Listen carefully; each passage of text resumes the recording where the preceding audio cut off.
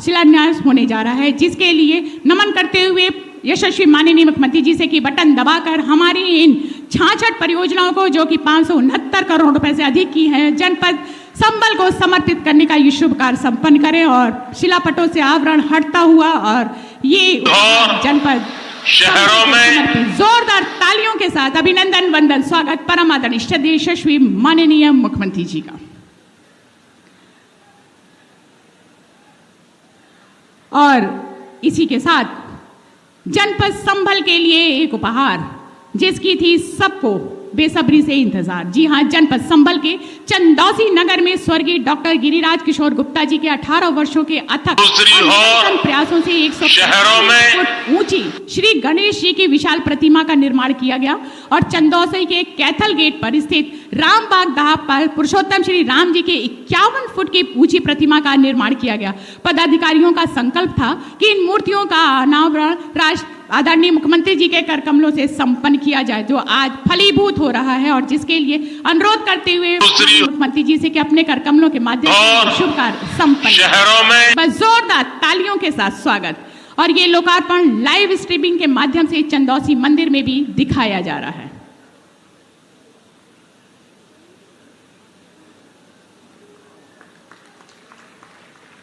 बहुत सारी बधाइयां, शुभकामनाएं हमारी 145 फुट ऊंची श्री गणेश जी की विशाल शहरों में और 51 फुट ऊंची हमारे पुरुषोत्तम श्री रामचंद्र जी की प्रतिमा का नावरण यशस्वी माननीय मुख्यमंत्री जी के कर कमलों के माध्यम से संभल जनपद के चंदौसी नगर में। और जैसा कि हम सभी जानते हैं, विभिन्न विभागीय योजनाओं के तहत लाभार्थियों को वितरण सामग्री प्रदान की जाती है। तो एक बार पुनः अनुरोध करते हुए यशस्वी माननीय मुख्यमंत्री जी से कि अपने कर कमलों से हमारे लाभार्थियों को लाभांश वितरण का उनका हौसला बढ़ाएं।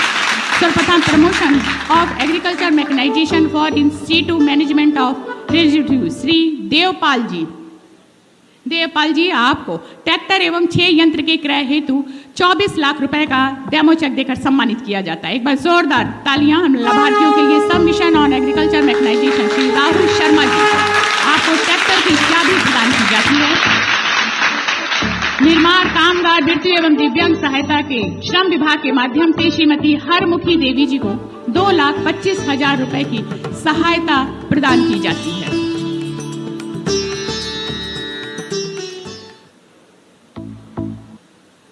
मुख्यमंत्री युवा उद्यमी योजना के तहत प्रिंटिंग प्रेस के लिए श्रीमती शालिनी शर्मा जी को 5 लाख रुपए का डेमो चेक देकर सम्मानित किया जाता है। और मुख्यमंत्री युवा उद्यमी योजना के तहत मसाला उद्योग के लिए श्री भारत सिंह जी को 5 लाख रुपए का डेमो चेक देकर सम्मानित किया जाता है। मुख्यमंत्री आवास योजना ग्रामीण के तहत जनाब अनीस रज्जाक जी को सबका साथ सबका विकास आपको आवास की चाबी प्रदान की जाती है। राजकीय ग्रामीण आजीविका मिशन के अंतर्गत लखपति दीदी बनाने के लिए श्रीमती ज्योति शर्मा और श्रीमती विनीता यादव आपको संयुक्त रूप से 10 करोड़ 20 लाख रुपए का डेमो चेक देकर सम्मानित किया जाता है। लाभार्थियों के लिए बस जोरदार तालियों के साथ स्वागत। मुख्यमंत्री शिक्षक कैशलेस चिकित्सा योजना के तहत श्रीमती सीमा रानी आपको कैशलेस चिकित्सा कार्ड प्रदान किया जाता है। आवासीय भूमि पट्टा आवंटन संभल जिला प्रशासन का मुख्य अभियान लगभग 1.25 करोड़ से अधिक के मूल्य की 5 बीघा बंजर भूमि को अवैध कब्जे को समाप्त कर उसको पट्टा आवंटन करना था। ये कब्जा कल हटाया गया है और आज 24 घंटे के अंदर माननीय मुख्यमंत्री जी के कर कमलों के माध्यम से भूमि पट्टा आवंटन स्वीकृति पत्र दिया जा रहा है श्रीमती रानी को। एक बार जोरदार तालियां इस उपलब्धि के लिए जनपद संभल के लिए जिला प्रशासन के लिए। श्री ब्रिजेश जी आपको भूमि पट्टा आवंटन स्वीकृति पत्र प्रदान किया जाता है।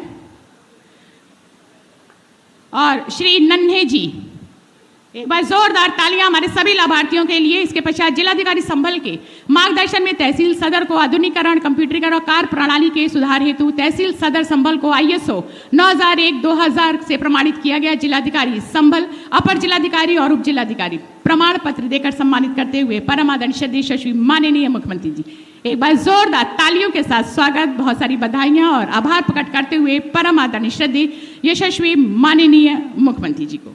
और इसी के साथ जिन्होंने सभी को सम्मानित किया और उनको सम्मानित करने के लिए हमारे बीच में आयुक्त मुरादाबाद मंडल मुरादाबाद श्री आजने कुमार सिंह जी अपने कर कमलों से 24 कोसी परिक्रमा मार्ग संभल का ये मॉडल प्रदान करते हुए एक बार जोरदार तालियों के साथ स्वागत। और साथ ही साथ हमारे जिलाधिकारी महोदय जी हरिहर भगवान की इस प्रतिमा को भेंट करते हुए परम आदरणीय श्रद्धेय यशस्वी माननीय मुख्यमंत्री जी को जोरदार तालियां जनपद संभल। और अब सनातन संस्कृति के संवाहक उत्तर प्रदेश के सांस्कृतिक आर्थिक औद्योगिक विकास के सूत्रधार नए भारत और के नए उत्तर प्रदेश के शिल्पकार उत्तर प्रदेश के नव निर्माण के 9 वर्षों में विकास के नए कीर्तिमान रचकर संकल्प की सुशासन की नई परिभाषा को रचने वाले और वैश्विक पटल पर उत्तर प्रदेश का गौरव बढ़ाने वाले परम आदरणीय श्रद्धेय यशस्वी माननीय मुख्यमंत्री जी को कोटि कोटि नमन करते हुए सादर आमंत्रित करते हुए कि अपने प्रेरणादायक संबोधन से हम सभी को अभिषिंचित करने का ये शुभ कार्य संपन्न करें। जोरदार तालियों के साथ अभिनंदन वंदन स्वागत। जय जय श्री राम।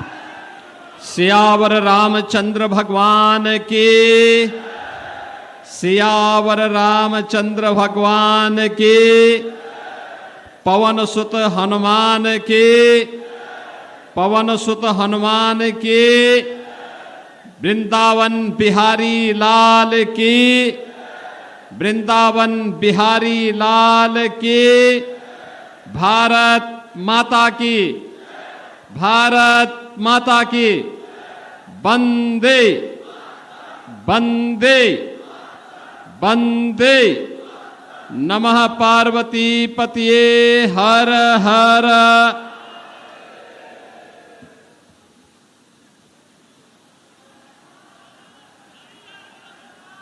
भगवान श्री विष्णु के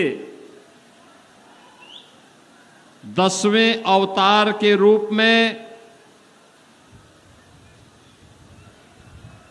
भगवान कल्कि की इस पावन भूमि पर आज मुझे संभल और चंदौसी की विकास परियोजनाओं के लोकार्पण और शिलान्यास कार्यक्रम के लिए आने का सौभाग्य प्राप्त हुआ है। आज के इस समारोह में मेरे साथ यहां पर उपस्थित प्रभारी मंत्री श्री JPS राठौर जी, चंदौसी की लोकप्रिय विधायक और प्रदेश की माध्यमिक शिक्षा की मंत्री श्रीमती गुलाब देवी जी, प्रदेश सरकार में मंत्रिमंडल के मेरे सहयोगी श्री सरदार बलदेव सिंह ओलख जी, विधान परिषद के माननीय सदस्य, भारतीय जनता पार्टी के प्रदेश के उपाध्यक्ष श्री सतपाल सिंह सैनी जी, जिला पंचायत अध्यक्ष डॉक्टर अनामिका यादव जी, विधान परिषद सदस्य डॉक्टर जयपाल सिंह व्यस्त जी, जिला प्रभारी श्री हेमंत राजपूत जी, प्रदेश उपाध्यक्ष श्री दुर्गविजय सिंह साक्य जी, जिला अध्यक्ष श्री हरेंद्र सिंह रिंको जी, पूर्व विधायक अजीत कुमार उर्फ राजू यादव जी, पूर्व विधान परिषद सदस्य श्री परमेश्वर लाल सैनी जी, पूर्व जिलाध्यक्ष श्री ओमवीर सिंह खड़गवंशी जी, क्षेत्रीय महामंत्री श्री हरीश ठाकुर जी, भारी संख्या में संभल और चंदौसी से जुड़े हुए मेरे सभी उपस्थित बहनों और भाइयों, आज मुझे एक बार फिर से श्री हरि विष्णु के 10वें अवतार की भूमि सनातन के इस पावन तीर्थ सत्यव्रत से जिसने अपनी यात्रा प्रारंभ करते हुए आज संभल के रूप में जाना जाता है, ऐसे भगवान हरिहर की इस पावन धरा को कोटि कोटि नमन करते हुए मैं आप सबका अभिनंदन करता हूं। आज मुझे जनपद संभल में चंदौसी, जो वृंदावन कहा जाता है इस क्षेत्र का, चंदौसी में गणपति की 145 फुट और मर्यादा पुरुषोत्तम प्रभु श्री राम की 51 फुट ऊंची प्रतिमा के भी अनावरण का मुझे सौभाग्य प्राप्त हुआ है। मैं उन सभी महानुभावों को जिन्होंने चंदौसी को यह उपहार दिया है, गणपति विघ्न विनाशक गणपति की 145 फुट ऊंची प्रतिमा और प्रभु श्री राम की 51 फुट ऊंची प्रतिमा को बनाना और इंतजार करना, मुझे सौभाग्य प्राप्त हुआ कि उन मूर्तियों का मैं अनावरण कर सकूं। मैं इसके लिए आयोजकों को हृदय से अभिनंदन करते हुए आप सभी संभल वासियों को, चंदौसी वासियों को मैं हृदय से बधाई देता हूं, अपनी शुभकामनाएं देता हूं। बहनों और भाइयों, मैंने जो पहले भी कहा कि श्री हरि विष्णु की यह पावन धरा है। ठीक 500 वर्ष पहले 1526 में श्री हरि विष्णु की इस पावन धरा को विदेशी आक्रांताओं ने अपवित्र किया था। आक्रांता जब आते हैं तो वह केवल वह खजाना ही नहीं लूटते, बल्कि धर्म और संस्कृति को भी रौंदते हैं। और यही तो पाप यहां भी किया था। श्री हरि विष्णु के उस पवित्र मंदिर को, हरिहर मंदिर को भी तोड़ा गया था। यहां के 68 तीर्थों को भी अपवित्र किया गया था।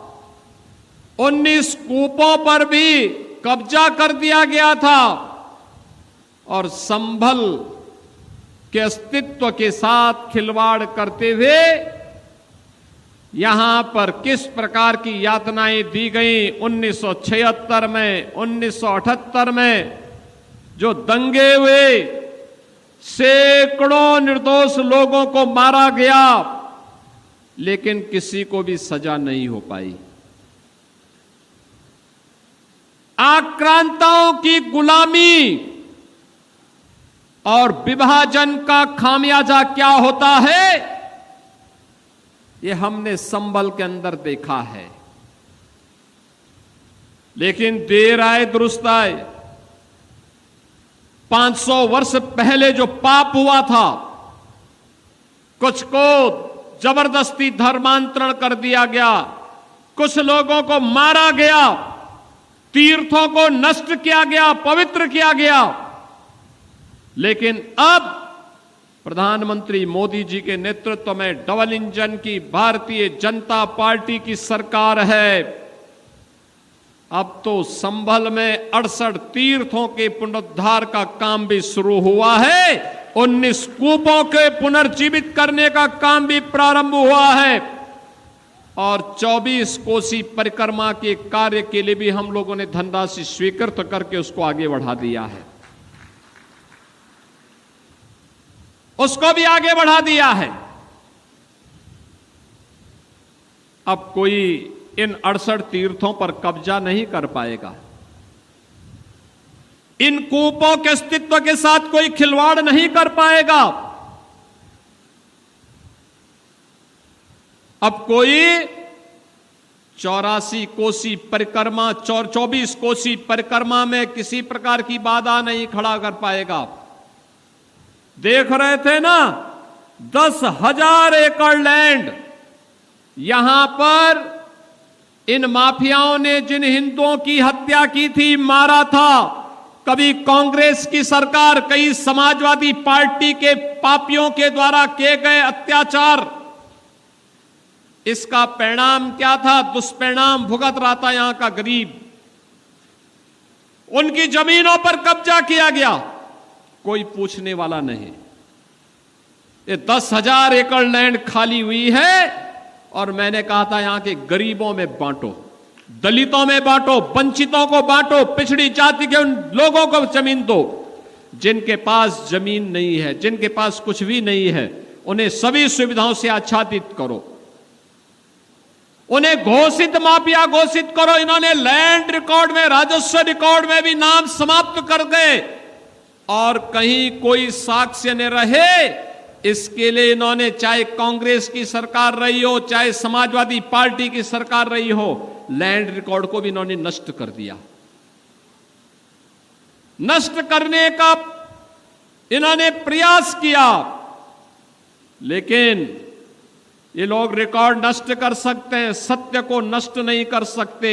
और सत्य अंततः अपना स्वरूप दिखाता ही है, और स्वरूप उसने दिखाया है वैसे ही जैसे 500 वर्षों के बाद अयोध्या में प्रभु श्री राम का भव्य मंदिर बनकर के खड़ा हो गया है। बहन और भाइयों, इसीलिए हम लोग अब यहां पे जोई में, यहां पर पुलिस लाइन का निर्माण भी कर रहे हैं। संभल के अंदर पीएसी की बटालियन का गठन भी कर रहे हैं। इंटीग्रेटेड डिस्ट्रिक्ट हेडक्वार्टर भी बनने जा रहा है। और संभल के विकास को ध्यान में रखते हुए जितने मार्ग थे सबको 4 लेन 2 लेन के साथ जोड़ते हुए गंगा एक्सप्रेसवे को मेरठ हरिद्वार से जोड़ते हुए प्रयागराज तक जोड़ा जा रहा है कि जब भगवान कल्कि का अवतार होगा यहां पर, तब देश और दुनिया फिर एक तीर्थ के रूप में हरिहर मंदिर का दर्शन कर पाएगी, भगवान कल्कि महाराज का दर्शन कर पाएगी। बहनों और भाइयों, अपनी विरासत का संरक्षण करना हर नागरिक का दायित्व बनता है। लेकिन जिन लोगों ने इस विरासत को अपमानित किया, जो लोग कावड़ यात्रा को प्रतिबंधित करते थे, जो लोग श्री कृष्ण जन्माष्टमी के शोभा यात्रा, उनके आयोजनों को रोकते थे, रामनवमी की शोभा यात्रा को रोकते थे, दुर्गा पूजा में पंडाल नहीं लगने देते थे, इन गुलामों से क्या उम्मीद करते हैं आप? ये गुलामी की मानसिकता में जीने वाले लोग हैं। इनको विरासत से कोई लेना देना नहीं। इनको सत्ता चाहिए, हर कीमत पे सत्ता, देश की कीमत पर सत्ता इनको चाहिए, गरीब की कीमत पर सत्ता चाहिए, एक दलित और वंचित की कीमत पर सत्ता चाहिए। लानत है ऐसे लोगों पर जो गरीबों का अपमान करते हैं, आस्था का अपमान करते हैं, और उसका साक्षात रूप हमने स्वरूप यहां देखा था। लेकिन अब मैं कह सकता हूं, संबल फिर से खड़ा हुआ है, सत्य व्रत के नाम पर फिर से अपने नाम को पुनः उन स्मृतियों के साथ जोड़ते हुए आज वह आगे तन करके खड़ा हुआ है, मजबूती के साथ आगे बढ़ा है। अब संभल रुकने वाला नहीं है, विकास की इस प्रक्रिया का हिस्सा बनने वाला है, और उसी प्रक्रिया के साथ जोड़ने के लिए आज मुझे यहां पे 570 करोड़ रुपए की परियोजनाओं को फिर से सौगात देने के लिए आना पड़ा है। बहनों और भाइयों, यह अनवरत प्रक्रिया है। आज ये डबल इंजन की सरकार है तो हम ये कार्य कर पा रहे हैं। क्या ये काम 17 के पहले संभव था? क्या 17 के पहले कोई संबल का नाम लेने की हिम्मत करता था? तब तो एक तुर्क आकर के यहां पे अपमानित करता था, और यहां के देसी मुसलमानों को भी अपमानित करता था, अपनी टोपी को अपनी आंख में लगा करके उनको चिढ़ाने का काम करता था, अपने को बाबर का वंशज कह करके लगातार यहां के लोगों को, भारत और भारतीयों को अपमानित करने का काम करता था। लेकिन अब तुर्क की तुर्कई नहीं चलेगी। अब नहीं चल सकती है। अब तो संभल में वही होगा जो हरिहर मंदिर का आदेश होगा। अब कोई गरीब पे अत्याचार नहीं कर सकता है, किसी दलित की संपत्ति पर कब्जा नहीं कर सकता है, किसी वंचित के अधिकारों से वंचित नहीं कर सकता है। और यही तो डबल इंजन सरकार ने किया है। याद करिए डबल इंजन सरकार के कार्य। आप आए होंगे, आप देखो ना कितने भव्य भव्य भवन बन रहे हैं। ये सब आपकी सुरक्षा के लिए बन रहे हैं, आपकी सुरक्षा, आने वाली पीढ़ी की सुरक्षा के लिए। एक छत के नीचे हम ऐसी व्यवस्था करने जा रहे हैं जिस छत के नीचे आपकी सभी समस्याओं का समाधान होगा। और लैंड रिकॉर्ड ऐसा कि कोई व्यक्ति अगर आज आपकी जमीन पर कब्जा करने का दुस्साहस कर रहा है तो उसके जिनको हम 100 साल के बाद भी उसकी कब्र से निकाल करके वापस करवाने के सामर्थ्य रखेंगे। नहीं कर पाएगा कोई। ये बड़े भवन इसीलिए अगर किसी ने दुस्साहस किया तो उसका काम तमाम करवा देंगे कुछ ही मिनटों में।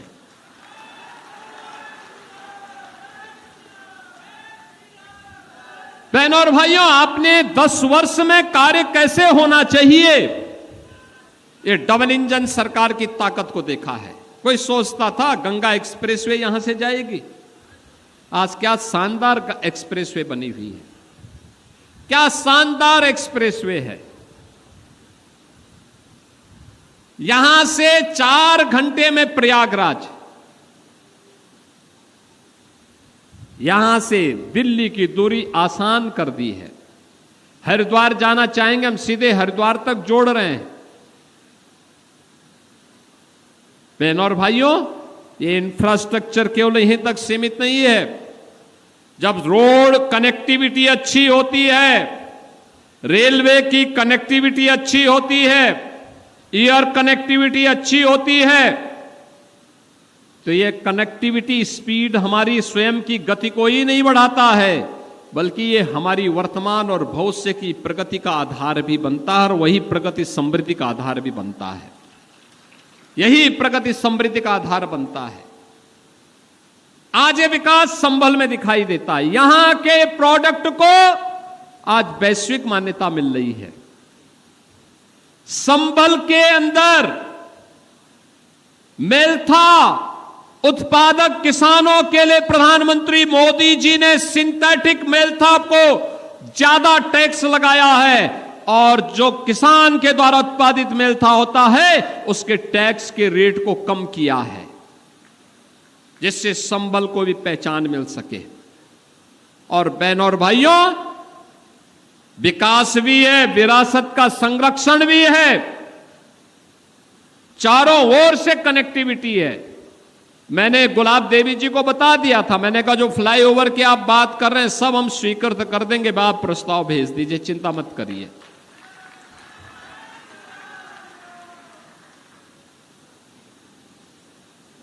माध्यमिक शिक्षा की मंत्री स्वयं है और स्कूल मुझसे मांग रही है। अरे मैं तो उनसे मांगता हूं कि एक विद्यालय यहां के लिए भी स्वीकृत कर दीजिए।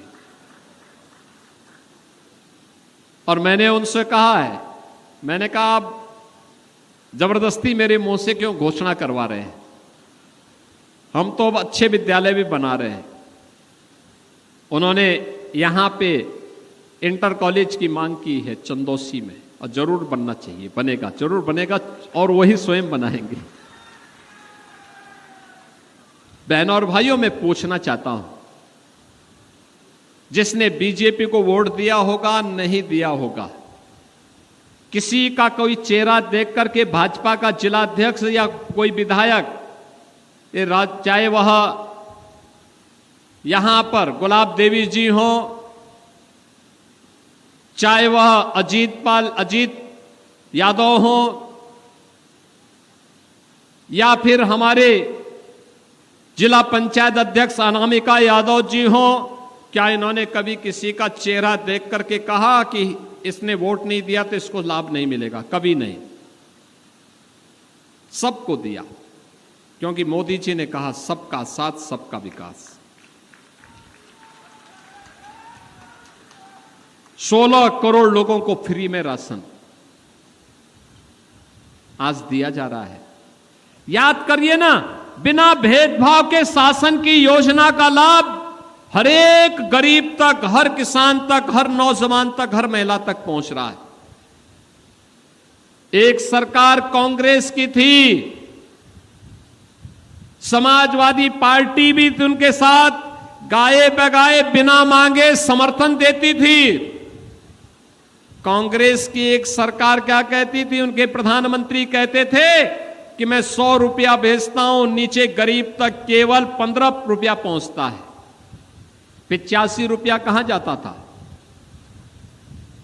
ये सब कांग्रेस, सपा और अन्य दलाल किस्म के गुंडे माफिया सब काली उस पे कब्जा कर लेते थे। ये जो 85 रुपये में डकैती पड़ती थी, ये किसी छात्र की छात्रवृत्ति का पैसा था, किसी गरीब के राशन का पैसा था,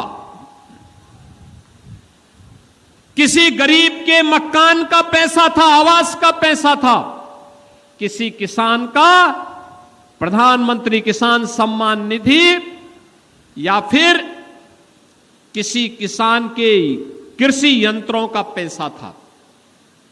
ये किसी निराश्रित महिला, किसी वृद्धजन या किसी दिव्यांग जन का पेंशन का पैसा था, जिसको ये हजम कर जाते थे। किसी बेटी की शादी का पैसा था, किसी बेटी के स्कूली शिक्षा का पैसा था, जिसको ये सपा के लोग और कांग्रेस के लोग हजम कर जाते थे। आज जब मोदी जी या लखनऊ में मैं कोई बटन दबाते हैं, अगर 100 रुपया है तो 100 रुपया उस लाभार्थी के खाते में सीधे जाता है, बीच में कोई रोक टोक नहीं होती है, कोई उसमें नहीं ले सकता है, हिस्सा नहीं ले सकता। हिस्सा लेने का मतलब वो जेल जाने की तैयारी कर रहा है। आज कोई बेटी की सुरक्षा पर और व्यापारी की सुरक्षा पे सेंध नहीं लगा सकता है। पहले सपा के समय दंगे होते थे, कांग्रेस के समय दंगे होते थे, और संभल से ज्यादा दंगों के इस कुख्यात इतिहास को कौन जानता है? कौन जानता है? 78 में कितना बड़ा दंगा हुआ था, जला दिया गया था, मार दिया गया था, कोई पूछने वाला नहीं था। और आज कर्फ्यू भी नहीं, दंगा भी नहीं, नो दंगा नो कर्फ्यू। एक नए युग में हम प्रवेश कर गए हैं, न कर्फ्यू है न दंगा है, अब तो संभल में सब चंगा है, मस्ती के साथ संभल चल रहा है। अब कहीं कोई समस्या नहीं। हम लोगों ने पहले कहा बेटी की सुरक्षा पर किसी ने सेंध लगाई तो मान के चलो कि उसके लिए 2 ही जगह होगी, या तो जेल होगी या जहन्नुम होगा, इसके अलावा कोई तीसरी जगह नहीं होगी। बहनों और भाइयों, सुरक्षा सुशासन की आधारशिला है, सुशासन निवेश की आधारशिला है, और निवेश आएगा तो रोजगार भी लेके आएगा। आज जब हम नौकरी के लिए नियुक्ति पत्र वितरित करते हैं, संभल का नौजवान भी आता है, कोई पुलिस में भर्ती हो रहा है, कोई अधिकारी बन रहा है, कोई शिक्षक बन रहा है, कोई तहसीलदार और कोई एसडीएम